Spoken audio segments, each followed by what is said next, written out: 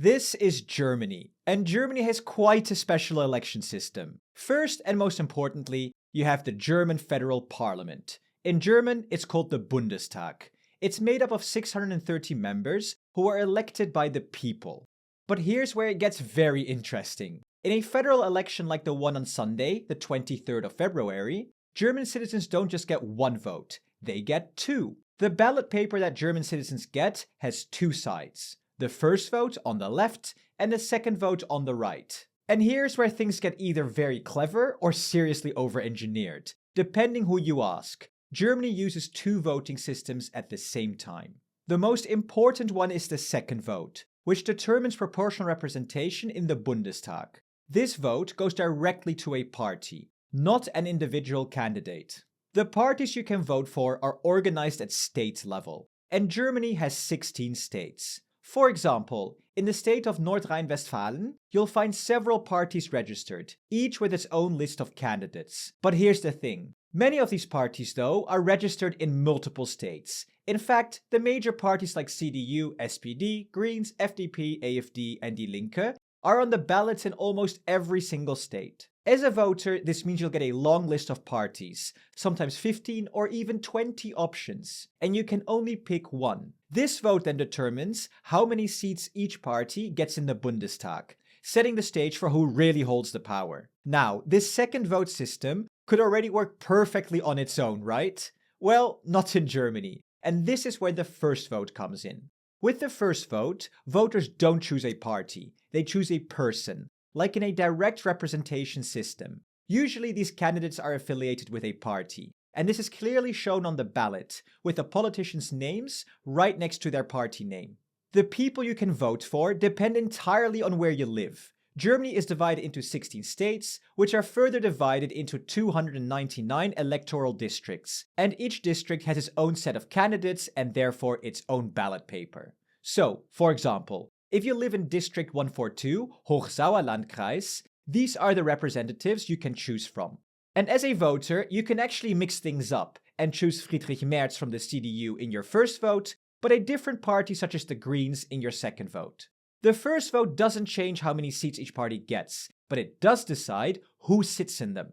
So while the second vote sets the balance of power, the first vote decides the faces behind that power. So now that the Germans have voted, what happens next?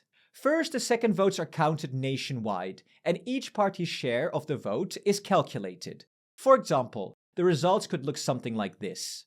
For the first vote, it's a winner-takes-all system, also known as first past the post. In each of the 299 electoral districts, the candidate with the most votes wins in their district. Once all the district winners are determined, we count how many districts each party has won. These numbers we can then add to our table, showing how many direct mandates each party has secured. Now, not every party automatically gets into the Bundestag.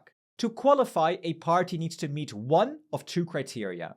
Either they must get at least 5% of the second vote nationwide, or they need to win at least 3 districts directly. In our example, this means that these 5 parties wouldn't get any seats, because they didn't meet either of the criteria. In Germany, this is often referred to as the 5% hurdle, and it is a strict rule designed to keep the Bundestag from getting too fragmented. For the parties that do pass the hurdle, seats are distributed proportionally according to their share of the second vote. This locks the proportion of each party in the 630-member Bundestag, setting the balance of power for the next legislative period. But we're not done yet. The final step is to determine which people actually fill these seats in the Bundestag. And for that, we need to go back to state level to see how the seats are distributed across Germany's 16 states.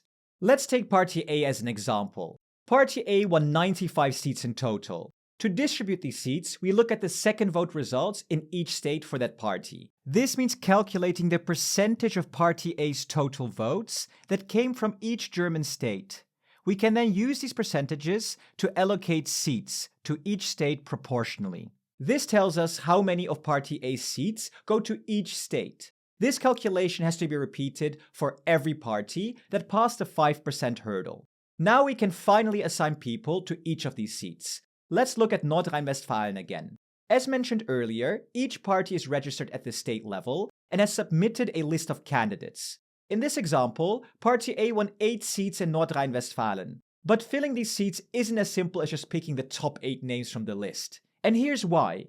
If a party won direct mandates through the first vote, those candidates take priority. For example, if Party A won 3 direct mandates in North Rhine-Westphalia, those 3 candidates automatically get the first 3 seats. They're also ranked by how big their margin of victory was in their districts. After assigning the direct mandates, the remaining seats are filled from the party lists.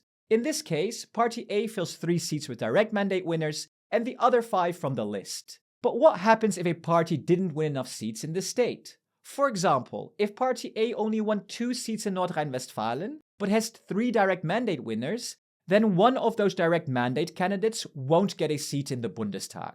And that's how the 630 seats are filled in the German Bundestag. But now comes the really exciting part. Who will run the German government? To govern, a majority is needed, and usually there's no party that gets over 360 seats required. Therefore, the largest party, the one with the most seats, normally takes the lead and invites other parties to form a coalition. In other words, multiple parties join forces to secure a majority in parliament. Together they agree policies and, crucially, decide who gets to appoint the ministers for various government departments. And then there's the Chancellor, the head of the German government.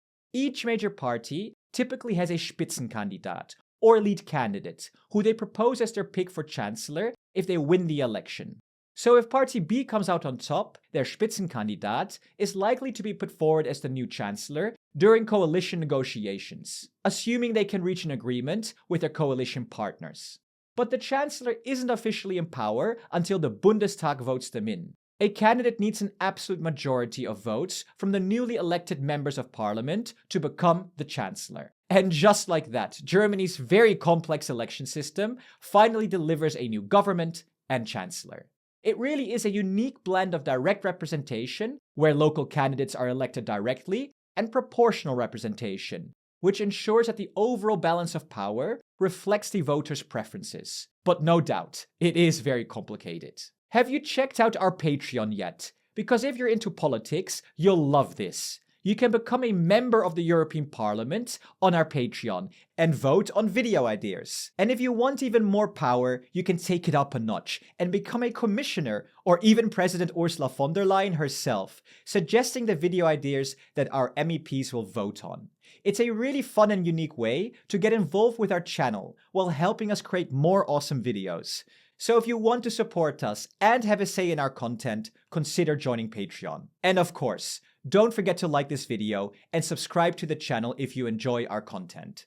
Your support means the world to us. Thank you so much for watching, and we'll see you in the next video.